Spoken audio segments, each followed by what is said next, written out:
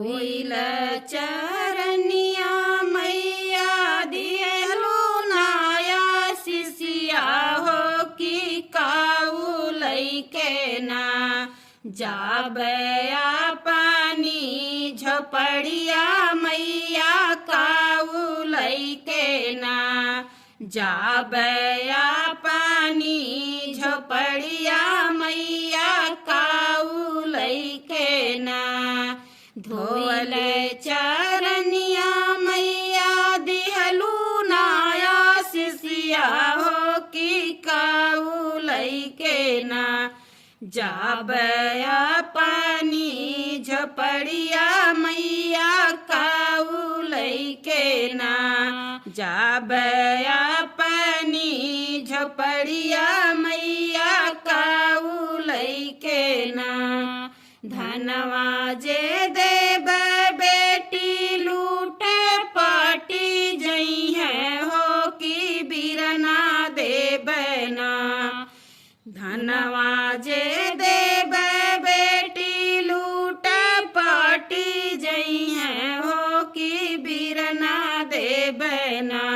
कि तोहरे डोली का सिंगरवा बेटी बिरना देब ना तोहरे डोली का सिंगरवा बेटी बिरना देब ना धोइल चरनिया मैया दिहलु नाया शिष्या हो कि काऊ लैके ना जाबया पानी झोपड़िया हो काऊ लैके ना जाबया पानी झोपड़िया मैया काऊ लैके ना महला जो देब बेटी टूटी फूटी जई है हो सिंदूरवा देब ना महला जो देब बेटी टूटी फूटी जई है हो सिंदूरवा देब ना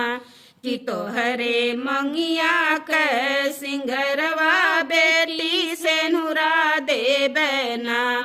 तोहरे मंगिया के सिंदूरवा बेटी सिंदूरा देब ना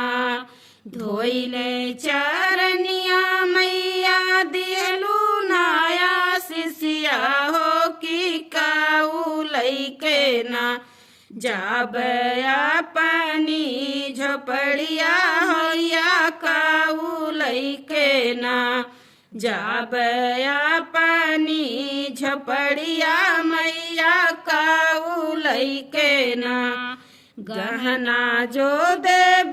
बेटी लूटी फाटी जई है हो कि ललना देब ना गहना जो देब बेटी लूटे फाटी जई है हो कि ललना देब ना तोहरे आचरा के सिंगरवा बेटी ललना देब ना तोहरे आचरा के सिंगरवा बेटी ललना देब ना तोहरे कुलवा दीपक बेटी ललना देब ना तोहरे कुलवा दीपक बेटी ललना देब ना तोहरे कुलवा दीपक बेटी ललना देब ना धोइला चरनिया मैया दिहलु नाया शिष्या हो कि काऊ लैके ना जाबया पानी झोपड़िया मैया काऊ लैके ना जाबया पानी झोपड़िया मैया काऊ लैके ना। जय माता रानी की।